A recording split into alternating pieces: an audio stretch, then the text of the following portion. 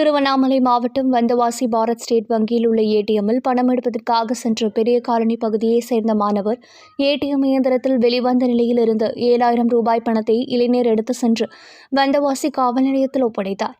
வந்தவாசி பெரிய காலனி பகுதியைச் சேர்ந்தவர் மகேஷ்.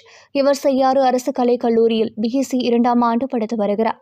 இந்த நிலையில் மகேஷ் வந்தவாசி சன்னதி தெருவில் உள்ள பாரத் ஸ்டேட் வங்கியில் உள்ள ஏடிஎம் இயந்திரத்தில் பணம் எடுப்பதற்காக உள்ளே சென்றுள்ளார்.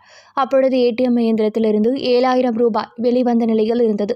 அதனை பார்த்த மகேஷ் யாரோ பணம் எடுப்பதற்கு சென்றபொழுது பணம் வெளியே வருவதற்குள் சென்றுவிட்டனர் என்பதை அறிந்து மகேஷ் 7,000 ரூபாய் எடுத்துக்கொண்டு வந்தவாசி தெற்கு காவல் நிலையத்திற்கு சென்று வந்தவாசி காவல் ஆய்வாளர் விஸ்வநாதனிடம் ஒப்படைத்தார்.